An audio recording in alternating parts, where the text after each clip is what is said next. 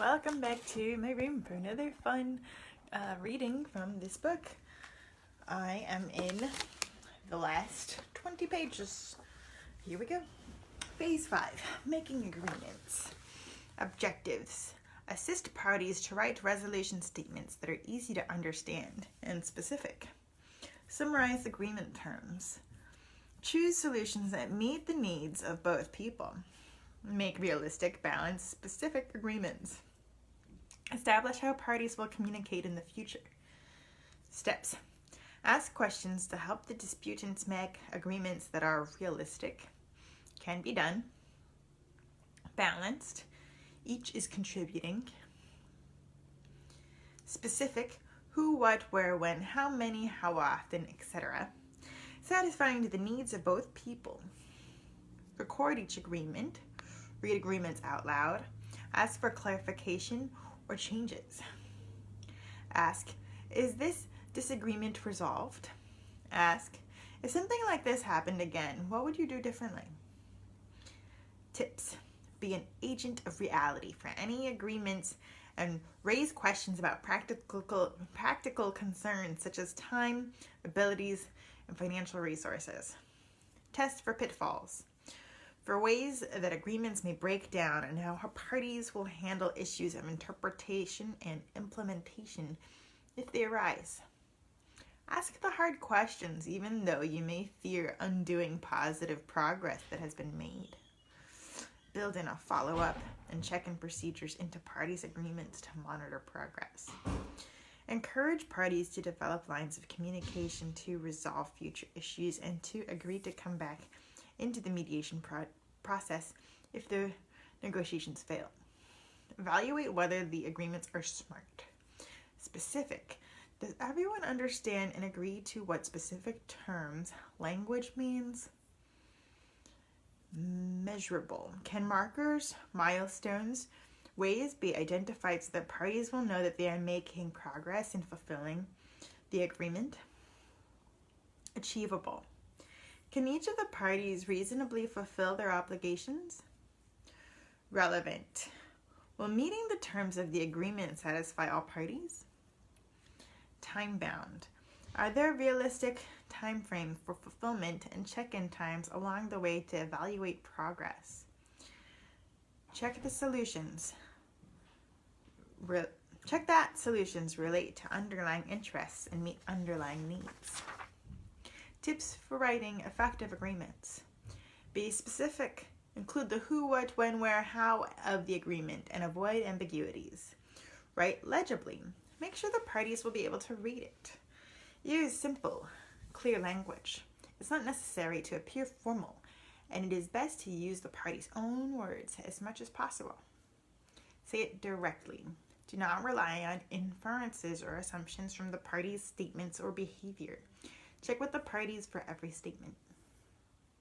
Reality check. Help the parties think through what is realistic for them to agree to. Beware, this can be a neutrality pitfall. It is easy to slip into giving advice here. Examples of reality checking questions. Are you taking all factors into consideration? Is this a realistic timeline? Will it be possible for you to blank? Are there any legal restrictions that would prevent you from doing blank? What will happen if blank? Avoid agreements that depend on someone who is not present at the mediation. Example, Paul agrees that his roommate will pay for half of the repair costs. This is a good place for some reality checking. Include a contingency plan. What if this agreement doesn't work out or something else comes up? How will they communicate in the future? Strive for an agreement that is, or at least appears, balanced between the parties. Don't rush. Check and double check with the parties about what they are agreeing to before committing anything to the resolution form. Think about tone. If possible, phrase agreements in the positive. What people will do rather than what they will not do. Remember confidentiality. Remind people that the agreement, like everything else in the mediation, is confidential. If they want or need to share the agreement with other people that It needs to be stated in the agreement itself. For example, we agree this agreement can be shared with X and Y. Remember that ultimately it's the parties' agreement. Your job is to help them develop the best agreement for them, not to tell them what you think is best. Validate. Congratulate all parties on the hard work they've done and their accomplishments. Phase 6, closing. Objectives. Congratulate and acknowledge the work done. Highlight new information learned. Discuss next steps and follow-up. Remind parties of available resources and what is available in the future. Steps. Remind the participants of their agreement to keep the session confidential. If asked, they can limit the communication to whether the situation has been resolved or not resolved. Parties can also craft their own agreements about what to share. Ask participants to sign the agreement form. Validate the participants' further work to resolve the problem.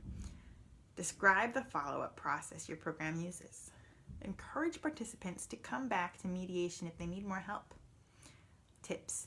If time allocated for the session is starting to run out and is not sufficient to reach resolution, explore where the parties are in the process and whether they want to extend the mediation time beyond agreed ending or schedule a future session.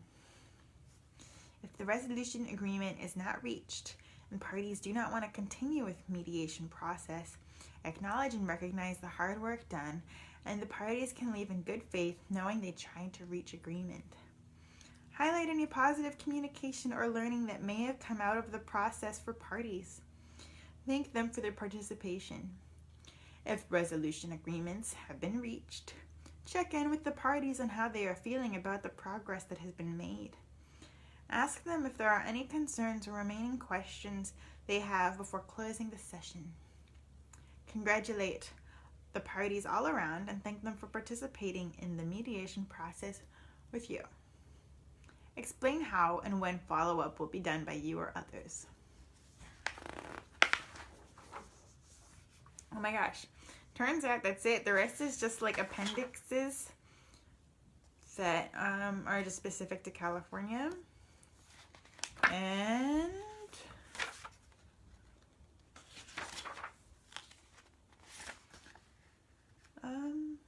I guess we can talk about this stuff.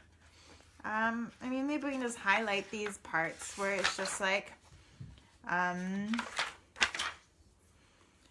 you should have standards if you're mediating.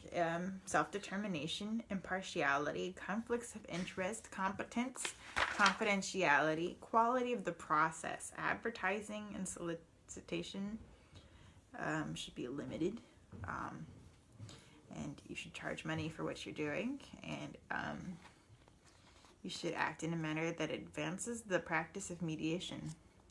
A mediator promotes the standard by engaging in some or all of the following: fostering diversity within the field of mediation, striving to make mediation accessible to those who elect to use it, including providing services at a reduced rate or on a pro bono basis as appropriate, participating in research when given the opportunity, including obtaining participant feedback when appropriate, participating in outreach and education efforts to assist the public in developing an improved understanding of and appreciation for mediation, assisting newer mediators through training, mentoring, and networks.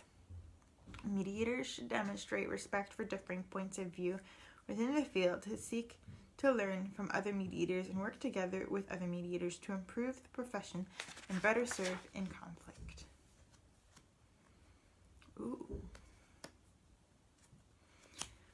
Appendix 5, high context and low context cultures. How does this affect choice of conflict styles? In a cultural setting known as individualist, also sometimes referred to as low context, the context in which conflict takes place is often not so important. Here, individuals feel free to make decisions according to their own preferences without much consideration of the larger context. Anyone can express their personal preferences to others with little regard to age, status, roles, or customs. On the other hand, if you live or work in a setting known as collectivist or high context, chances are you have a clear sense that expressing personal preferences is appropriate only in certain circumstances. Here, duty, obligation, and expectations of others signal many things in human interaction. This includes who can speak out in conflict and with how much assertiveness. Thus, for people accustomed to collectivist patterns of behavior, specific information about the context, who, about what, where, must be known before considering questions about what to do in conflict. Individualist or low context culture. People from individualist or low context culture like mainstream North America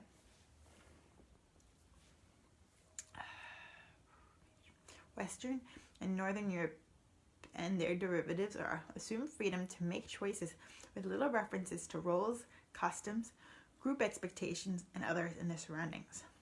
They are concerned with, what do I want? What does my opponent want? What should I do now? Individuals in dispute think, I am in conflict, and respond accordingly.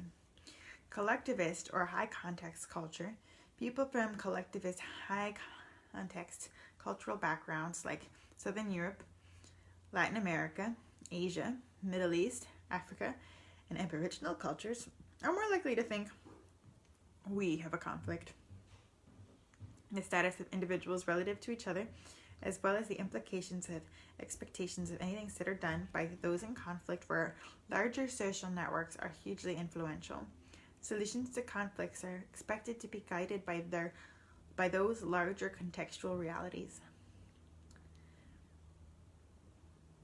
This larger context offers both constraints and resources in the form of social networks, customs, values, intermediaries, lines of influence, and expectations.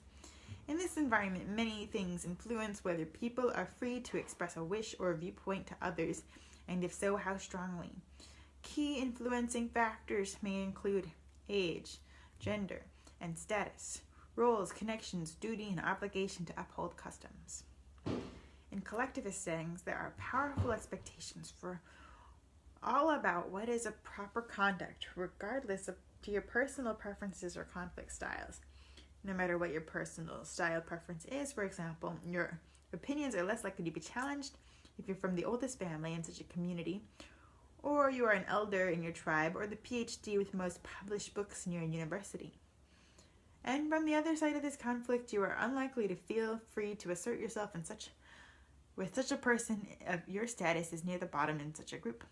Although roles influence conflict styles to some extent in individualist cultures, they do so far much more in collectivist cultures.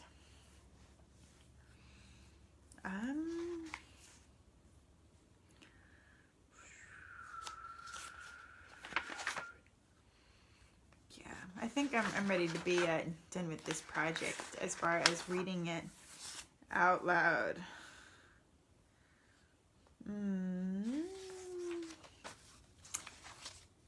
But yeah, I encourage everyone to consider